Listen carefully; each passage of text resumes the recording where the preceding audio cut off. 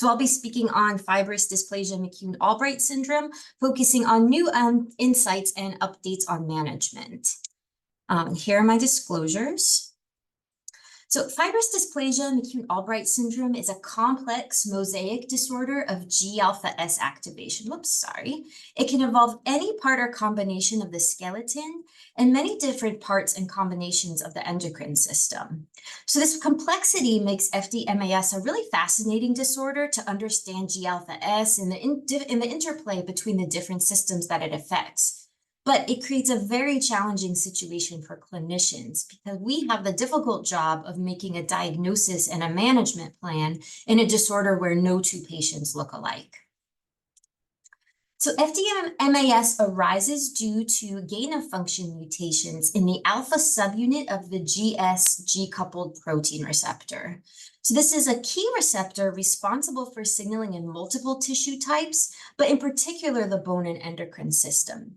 So in the mutant receptor, the GTPase activity of the alpha subunit is lost, and the receptor is essentially stuck in the on position.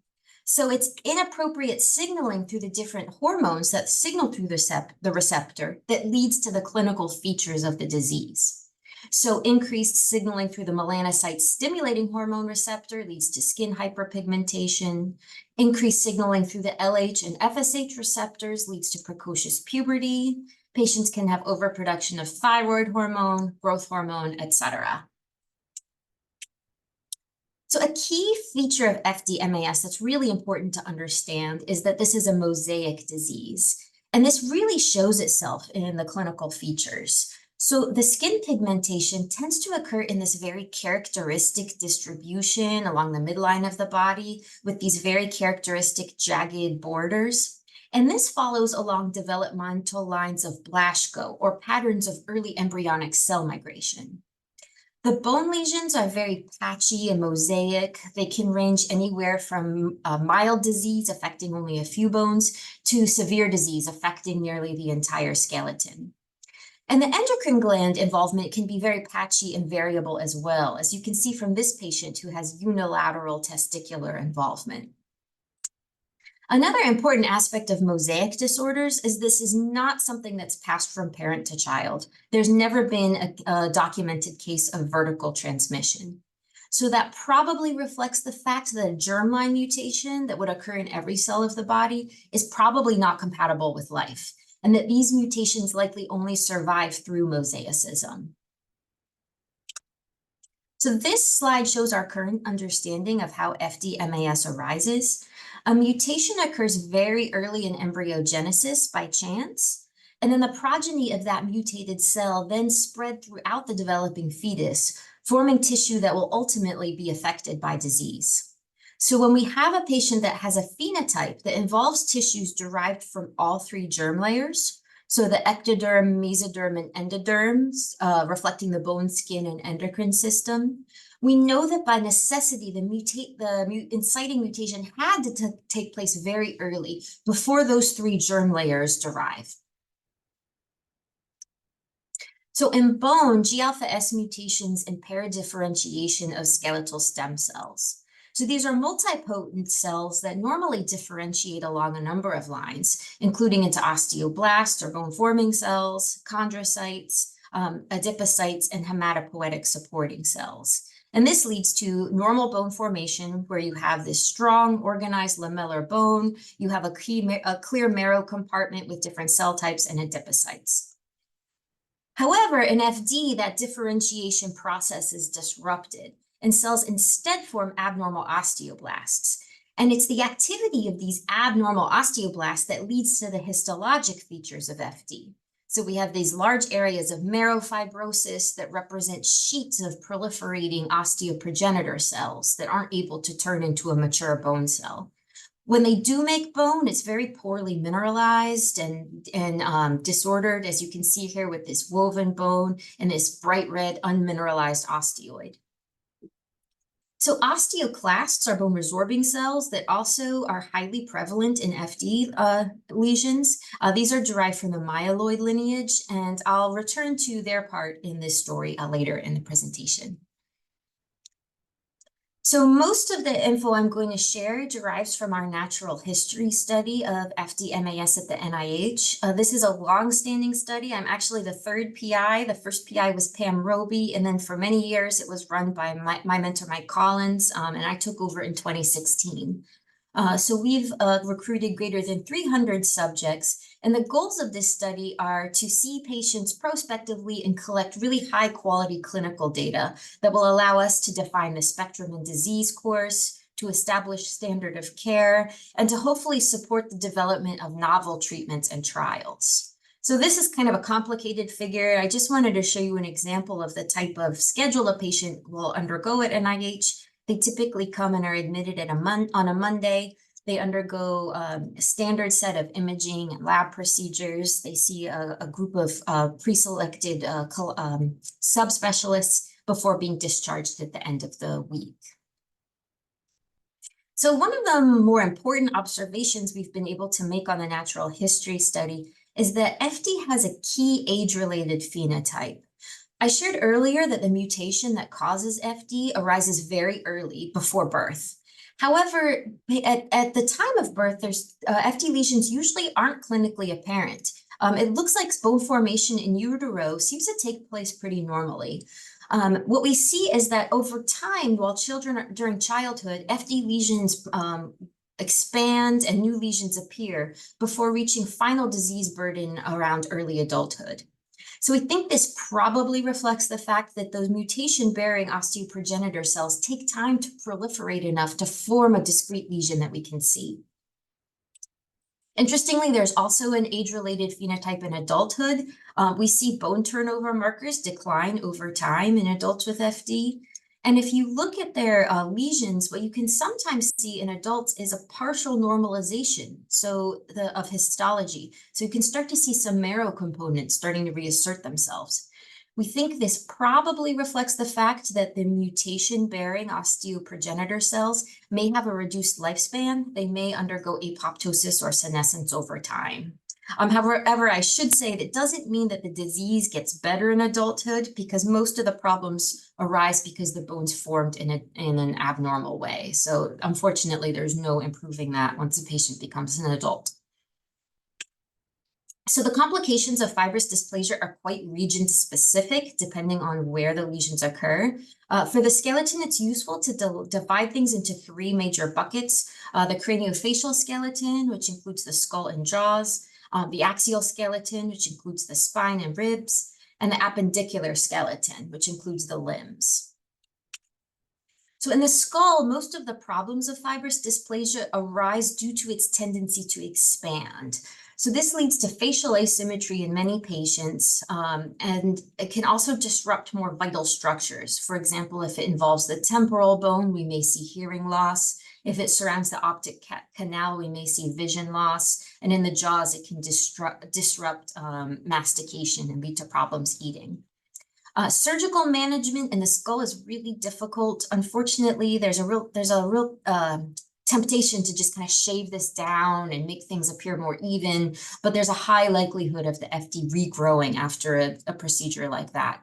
So in general, we recommend surgery for facial asymmetry or cosmesis only if it's really severe and disabling. And in general, you want to avoid any prophylactic procedures. So for example, we don't want to decompress the optic canal in a patient that doesn't have vision loss, because they're more likely to cause a problem rather than prevent it.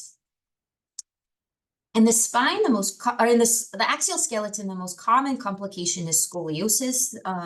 This is quite common. In rare cases, it can be progressive and potentially even lethal if it comprises the lung expansion. We do see increased severity of scoliosis in patients who have leg length discrepancies. So, shoe lifts and other means to level out the pelvis can be very helpful. Fortunately, surgical fixation procedures that are used in other disorders generally show quite good outcomes in patients with FD. So it's really important to monitor for scoliosis because it's something that we can intervene on. And in the appendicular skeleton, most of the problems arise due to the bone being too soft to hold up under weight-bearing forces. So it's common to see this very classic deformity called a shepherd's crook deformity in the proximal femur, where you can see this really loosened FD lesion isn't strong enough to hold up under these weight-bearing forces and starts to bow. This is an area where surgical management is really, really important. We recommend considering surgery on the proximal femur if patients present with consistent pain with weight bearing. That can really be a sign that a microfracture is developing, which may lead to a bigger fracture if we don't intervene. Any deformity that impairs the gait, or any deformity at the femoral neck shaft angle that is less than 110 or more than 150 degrees is often a sign that needs to be addressed before it gets worse. In general, patients respond well to intramedullary rods. We don't see such good outcomes with curettage and grafting, so that's something that we typically don't recommend as a primary surgical approach. So I just putting this together, wanted to share a little bit of our recommendations for our approach to initial screening. If you see a patient with either known or suspected fibrous dysplasia, our workup really depends on the patient's age. That's what guides us. So after a targeted history and physical exam, looking for any signs of bone disease, pain, limp, skull deformity, etc. If you have a patient that's less than 5 years old, that's really too young to know for sure if they're going to have significant FD. So if we don't see any clinical signs of FD at that point, well, we don't recommend getting any routine imaging. We recommend just monitoring that child for now. If the patient does have signs of fibrous dysplasia, then we recommend getting us an X-ray for skeletal survey. However, once patients are age 5 years or greater, that's old enough to do a staging procedure to identify if they're going to have significant FD. So in all patients at age 5 or greater, we recommend getting a nuclear bone scan. The nuclear bone scan is really important because it's much more sensitive than X-rays at picking up fibrous dysplasia in locations like the skull or the spine. So if there's any areas of abnormality there, they can be followed up with X-rays or a head CT if needed for the skull. Once kids are age 5 years or greater, if they have a normal nuclear bone scan, then you can likely not worry about clinically significant FD. They're very unlikely to develop any substantial bone lesions, so they can just be monitored clinically from there. So endocrinopathies associated with McCune-Albright syndrome are a really important risk factor for skeletal morbidity. And this is all data from our natural history study. Basically, every way we looked at this, we found that the endocrine disease is really important to address. So both hyperthyroidism and hypophosphatemia increase risk of fractures. They both increase the risk of progressive scoliosis. They increase the risk of basilar invagination. So this is a complication where the skull base deforms under weight-bearing forces around the spine, which can displace the cervical vertebrae and lead to neurologic problems. And growth hormone excess increases skull expansion and leads to a higher risk of both vision loss and hearing loss. So I just wanted to emphasize this relationship with growth hormone excess because I think this is really important and is a place where we have the opportunity to intervene. So these are two patients who both have, the patient at the top and the patient at the bottom, have equal severity of craniofacial FD and equal severity of growth hormone excess. The patient at the top was started on treatment for growth hormone excess at age 9, and you can see that overall she's got generally pretty symmetric features. She has widely patent optic canals, normal vision, and hearing. The patient on the bottom was not diagnosed with growth hormone excess until age 18, so his treatment was delayed. You can see he has just massive overgrowth of his jaw, of his maxilla. He's got complete occlusion of both optic canals, so he's unfortunately blind as well as having hearing loss. So I think this is really one area where pediatric endocrinologists can be very proactive and prevent important complications. So I also wanted to just emphasize this relationship with hypophosphatemia because I think it's quite important. So FGF23 is a phosphaturic hormone. It's produced by the dysplastic bone tissue in FD. And the amount of FGF23 that someone has in their blood is very proportional to their amount of FD that they have. So this is typically only a problem in patients that have a lot of FD, that are producing a lot of FGF23. So for years, we have had the observation that even patients with very small amounts of FGF23 excess seem to have higher complications than patients who have normal phosphorus levels. So we went back to our natural history study, and we clearly divided patients into different categories based on their phosphorus levels. And exactly as we suspected, we saw the highest rates of fractures and surgeries in the patients who had really, frankly, low phosphorus levels. However, even patients that have phosphorus levels at the lower end of the normal range were still having more fractures and surgeries than the patients who had high normal phosphorus levels. And this is important because the treatment for FGF23 mediated hypophosphatemia has really advanced. As probably most of the folks here know, there's a medication called Denosumab that really allows us to finely tune which phosphorus levels we're treating. So we're currently conducting a phase 2 trial of Denosumab in patients with FD. This includes 12 patients, both kids and adults. And based on our observations in the natural history study, our primary endpoint is to try to achieve a high normal phosphorus level in the upper part of the normal range. So enrollment for this study is complete, and we will hopefully be able to share data over the next year or so, which is exciting. Okay, so now I'm going to switch gears a bit and talk about some of our attempts to identify new treatments for fibrous dysplasia. And a lot of this research has grown out of the observation about high osteoclastogenesis in FD lesions.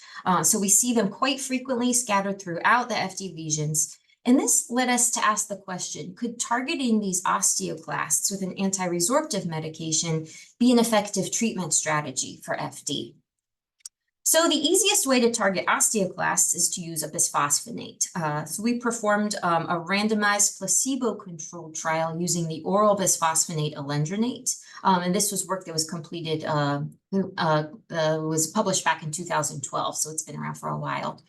So as expected, when we treated patients with alendronate, we did see a reduction in bone resorption markers in the blood, but we didn't see any change in bone formation markers. And recall, FD is a disorder of abnormal bone forming cells. So this was really disappointing and suggested that we probably weren't having a primary impact on the FD. We also didn't see any changes in pain, in fractures, in physical performance metrics, or in the radiographic appearance of FD lesions. So altogether, it was a bit disappointing. But then we asked, okay, so we know that FD lesions expand during childhood. What if we treat kids during that period of time? Can we stop the FD lesions from expanding? And the answer is probably no.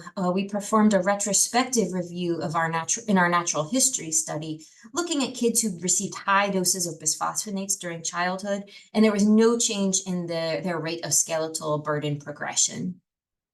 Also, the group out in Montreal published a very nice paper looking at actually FD lesion biopsies in kids before and after treatment with pamidronate, and they did not see any change in bone histology or histomorphometry in treated lesions.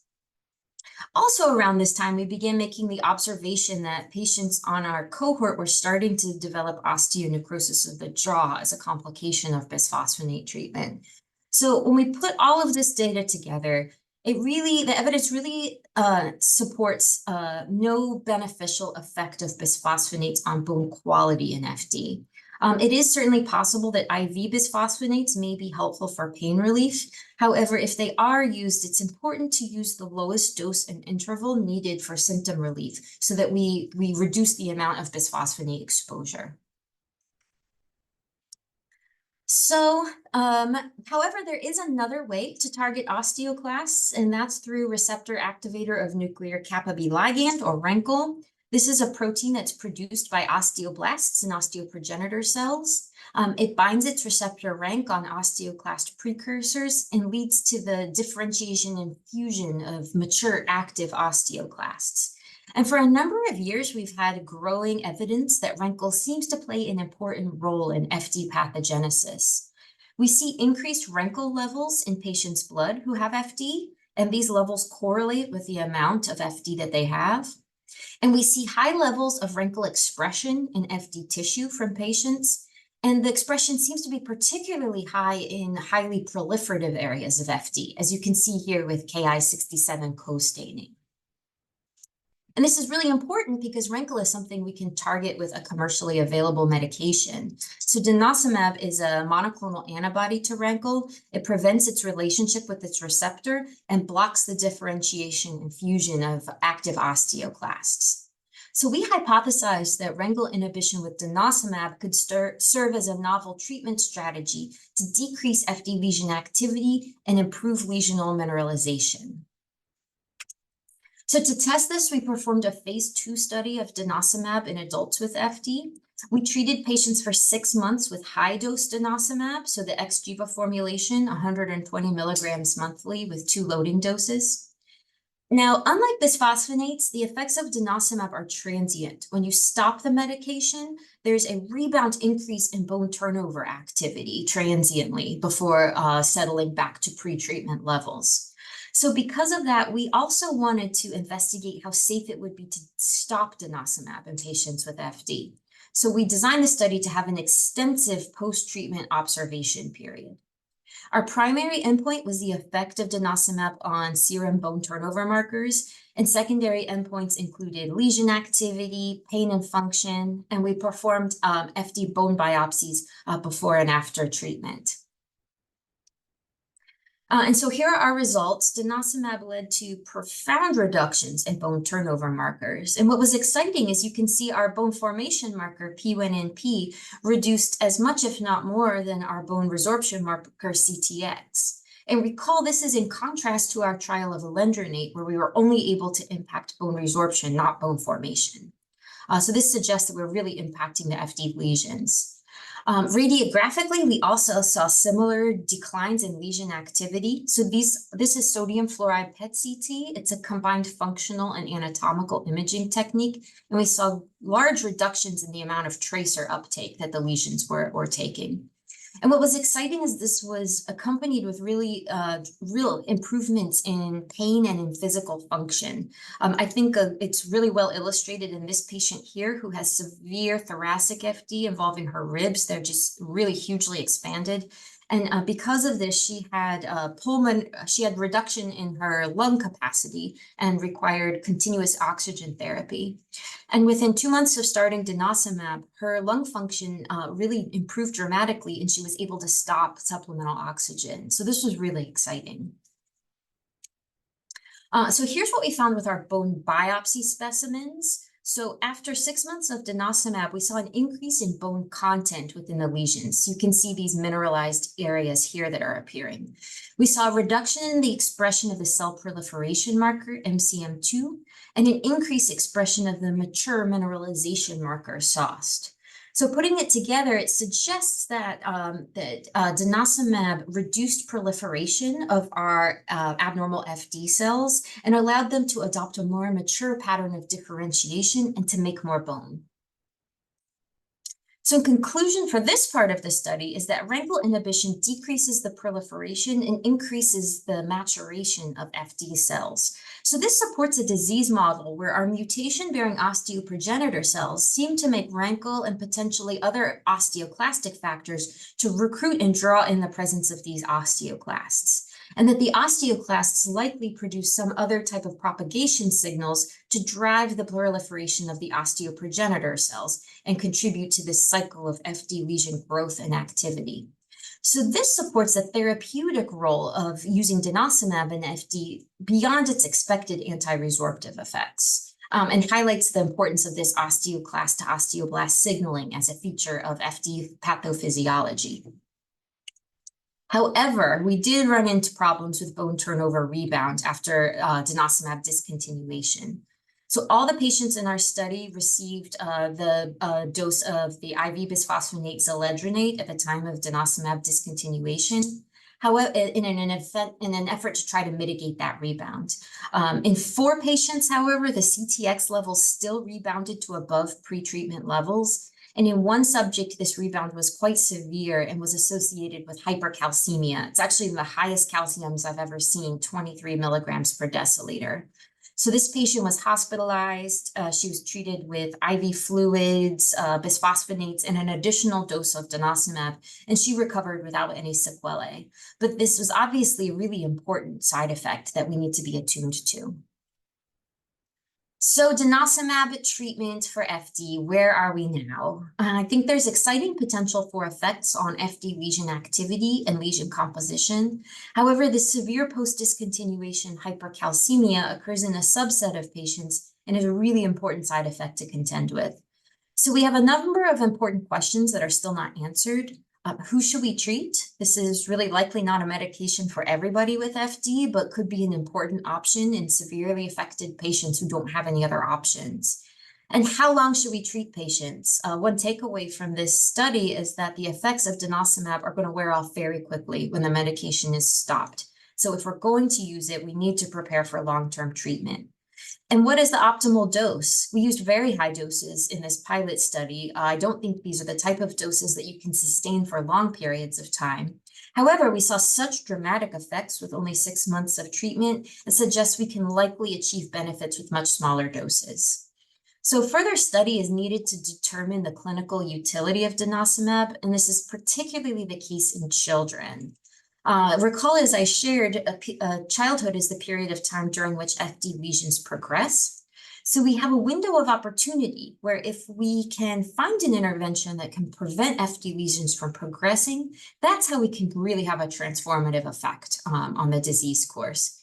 So we are currently performing a pediatric study of denosumab with the goal of preventing FD lesion progression. Our primary endpoint will be change in FD lesion expansion rates compared to historical control patients from our natural history study. And we're going to be using a very, very low dose treatment monthly, which is about 12-fold lower dose than our adult study. So this trial has recently completed enrolling, and hopefully we'll have data for you in the maybe upcoming echoes. So I just want to acknowledge my amazing group who have done so much of this work, our many collaborators, and of course our FD-MAS patients and families who are really fantastic and really are the heart of a lot of this.